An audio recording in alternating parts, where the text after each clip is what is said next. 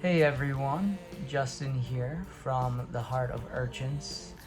In a few weeks from now, I will be back in the studio starting work on the second single titled Sun Goes Down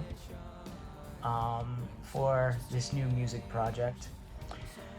That being said, summer is halfway over already. My goodness, I hope everybody is hanging in there and is having a good summer, an enjoyable summer. And it feels like Decade just came out, but it's been like almost 2 months, I think. It feels like it. Also, feels like it's been out. I just released yesterday, and it feels like it's been out forever already. Now, going into the studio for the new song, I just wanted to take the time to sit down and actually talk about Decade, so it's just not like a blip on the radar heading into work on the next song. Decade was very important to me. Decade, I want to go into what it was like writing the music, writing the lyrics, almost like a behind the music type of thing real quick here. So in terms of like what I wanted to do going into writing this music, was not necessarily having a plan, right? Which was, I think, the best thing for me because I did not want to be constricted in the same way that I had done to myself into the past while writing music, and that's just not the type of person I also am anymore. I think one of the most well-founded criticisms of not necessarily my music, but me as a person sometimes growing up was that I take myself a little too seriously, right?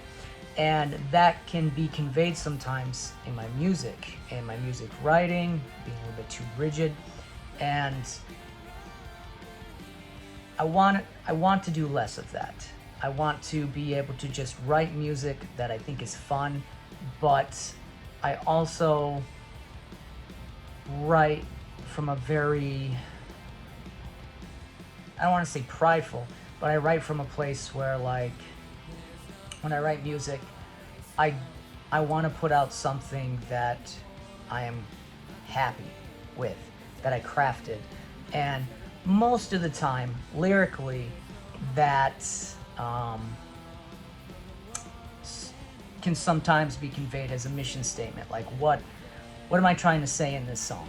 You know, there are going to be songs that are just fun, and they're not going to necessarily be confined to a genre, and I am super pumped about that because it gives me the chance to show off some of my musical chops, and I am looking forward to it. So in terms of Decade, though, Decade was a song that musically I had written, and I already really enjoyed what I had come up with.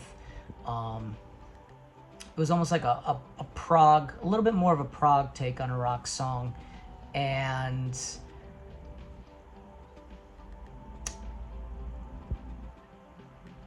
it's almost like the way that it's written, it's got, its first, what I'm trying to say is it's got its like first act, second act, third act, right? It's the first song, and the way that I usually write my work is that, especially considering that this is the first song for the Heart of Urchins, this is basically the title track, right? This is everybody's first impression. And so I wanted to put out there the type of music that y'all can look forward to hearing.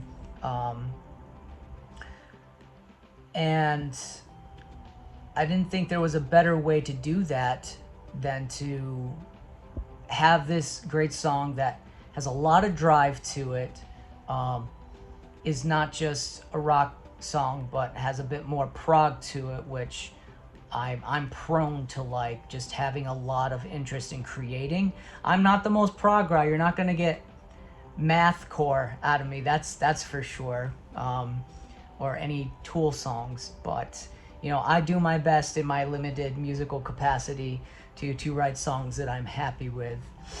But yeah, and it's quite a task lyrically, because these introductory songs to me, at least it being like the almost flagship song for Heart of Urchins, is let me tell you about the past decade. Let me tell you about life and update you on things and my beliefs and my introspection since the last time I made music, which covering a decade can be quite the tall task, to create that kind of complete mission statement in one song.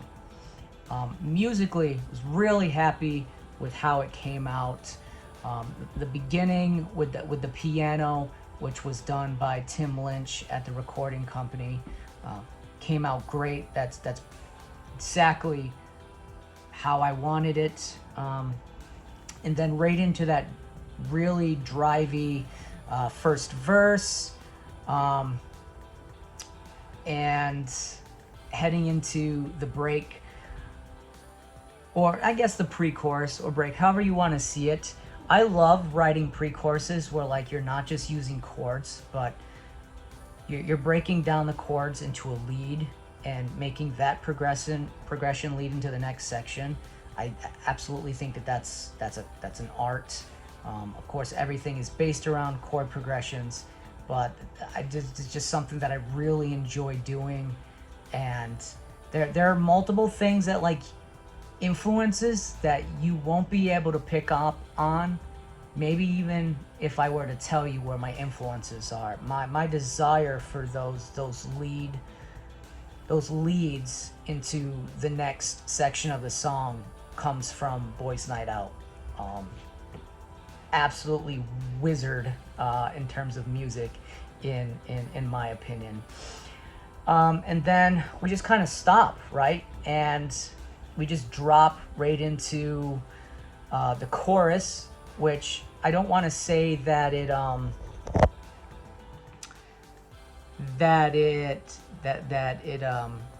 changes key, but it definitely changes the atmosphere of the song, from almost like this optimistic thing to this little bit heavier thing. I've always had a desire to write a little bit darker music, but this was still written in a way that was triumphant for me, and I'm glad that it all worked out. When we were putting it together in the studio, I remember us being like, well, this is kind of like a Rush lead. Basically, in the chorus, the bass exactly copies the guitar in there, and it made an interesting dynamic to sing to also for that. And then actually the way that we do halftime in the second verse is also influenced by this one great song. Actually, there are two great songs by Boys Night Out that I remember hearing off of their album Trainwreck and just being like, oh, when they drop into that halftime, it's just like you key back into the song, like you were listening to the song, but then you key back into it, you know, and it's like, wow, just a small change like that really, really pulls you back in.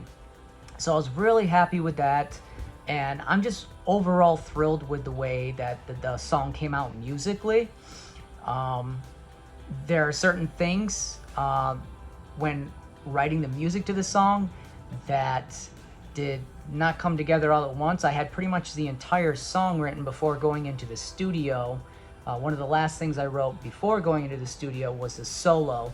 I am not the most accomplished lead guitarist, but I really wanted and will continue to do more in the heart of Urchins to establish that, you know, I can write a solo. A lot of my earlier work is either more rhythm based, or not to say that I didn't try in the heart in Salamander Valley, but that was just not, we were really not going over and putting an emphasis on my musical chops in Salamander Valley, to be honest. So that was one of the last things that I wrote going into the studio. Once I got into the studio, laid everything out, I was like, wow, I can actually put another kind of lead, kind of rhythm section over the last chorus, which I did not know I was going to be able to do based on how busy it could feel, right? But we did it, and it's actually very interesting because the way that the vocals work in Decade, in the first chorus, if you listen to the second part of the first chorus, the harmony that I do is slightly lower than the harmony that I do in the second chorus. And ultimately that has to do with the other section that we put musically into the second chorus. And it's these little things that I think, oh my goodness, my arm gets tired so quick. This is really just pointing out that I should either have a steadier hand, lift more weights, or I should be using a stand right now. But I didn't want to do too many takes here. I just want to like talk off the cuff to y'all and talk about how much this song means to me. And I wanted to do that from a musical standpoint and from like a lyrical standpoint. But yeah, that was basically the songwriting process for Decade. Obviously, we had some really great drum work. He's been on a lot of other people's music these days, but the from back in my day, the drummer of the Nightlife, I can put his info in the, I'll put it in the video here, underneath the video. We had him come in, and you know, I don't think we even put samples on the drums after we went in and put everything together, because it was the exact vibe that we were looking for. Rock drums, not super oversampled drums. He's just an excellent drummer, and I can't wait to work with him again in the future. Lyrically for Decade, that was a task. More of a task than some of the other songs are. And that is because in almost like a mission statement song like this, I have so much to say. And I'm trying to say it concisely. I'm trying to say it with some poignance, I guess. And it's important to me, right? So, what are the lyrics to the song? If you've listened to the song, you can hear the lyrics, but do we know the context, right? So over a decade removed, we don't really have to go into depth about that. It's been 10 years since the last time I put out music. It's been 10 years since I've used lyrics to comment on my viewpoint about life. And that has changed dramatically. When it comes to my stance. And one of the main reasons I wanted to come back and do music was because I didn't want the last word from me musically on, I guess, antidepressants and medication and and therapy, or actually getting mental health help, to be that I stayed off the meds, learned how to introspect, and kept to myself till I got right with my head. Maybe that works for some people, but that came from a place for me when I was young, stubborn, not necessarily feigning accountability, but accepting some accountability, but not all of it, right? And what that would take from me over the next 10 years would be going to therapy, getting cognitive behavioral therapy, getting a new primary physician, a great doctor who helped put me on a great antidepressant that actually pretty much for the last 10 years as well has helped me through life. Not only has improved my life, saved my life, you know, the quality of my life, absolutely. And we may even be now to the point where now with therapy and cognitive behavioral tools, I may be able to move off of antidepressants. But that old viewpoint is a little bit too archaic for who I am now, you know. In fact, I've been very transparent over the last decade about my mental health journey, and I've appreciated that sharing that has actually helped other people either look into therapy, look into getting on an antidepressant, or get back on an antidepressant, right? And it's not a one size fits all, but it's super important to me that, like, I came back and conveyed something that fit more in line with how I feel, right? So that was one important thing that I wanted to go over in this song, and that is why it is one of the most important things within the first couple lines of the song, right? So over a decade removed, dodging bullets with you. Dodging bullets with you is a callback, there's a couple in this song, to my time in If We Sleep. That is a line from Agent Smith. It's towards the end of the song where we have like 3 vocals layered. It's a medley that we are all doing, and my part in that is I'm dodging bullets with you. It's a song about the Matrix. I wrote the lyrics to that song, full on nerd mode there, and it's one of my favorites still that we wrote, musically and lyrically. And you know, it's just paying homage to my roots. I don't necessarily have such a negative view of that experience anymore. I'm sure was a time that I was bitter and I was a little bit tired from my experience in that project, but you know, we live, we learn, we grow, and there's acceptance in that as well. The next set of lyrics is the feeble salamander shedded skin, looked inside and realized he's a man.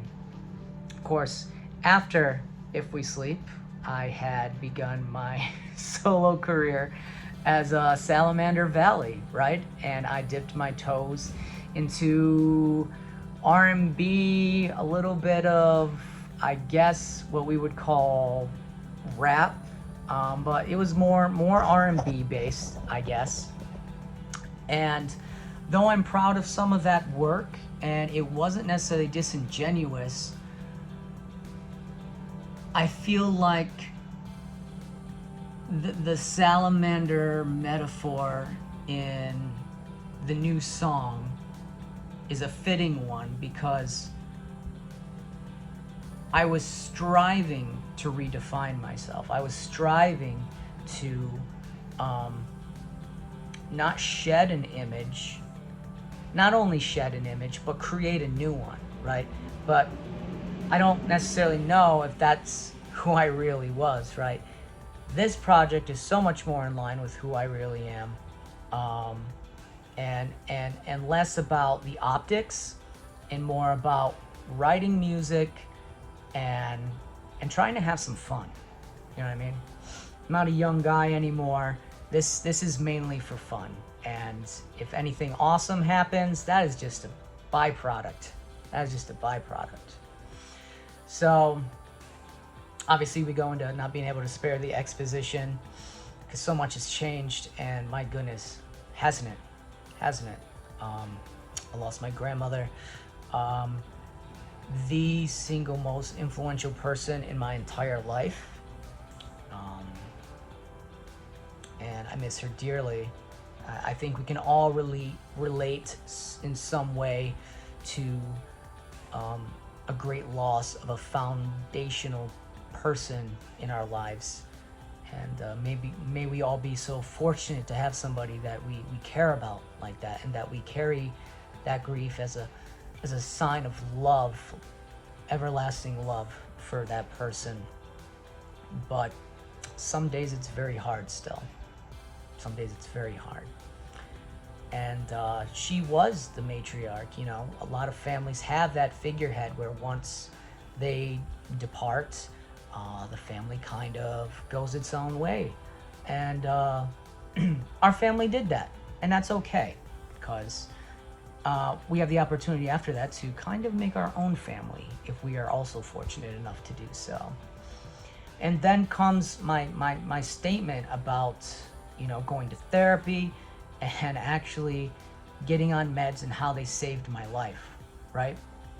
And there's also a little, seems like a throwaway line, because it is kind of a trite thing to write a song where you're like, you know, no one can stop me now, making amends, if I could look back and basically be my best friend or whatever. But it was a big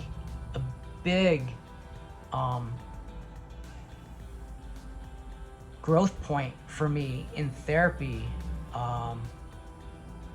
to accept prior versions of myself, generations of myself, right? To be able to look back, not with so much judgment, accountability, sure, but not so much judgment, and be like, here's my hand prior me. I'm in charge now. I'm the one that's like leading us down the path to the rest of our life here. You knew less than I did. You needed help, and you got it now. So like, you're in my care now, you know?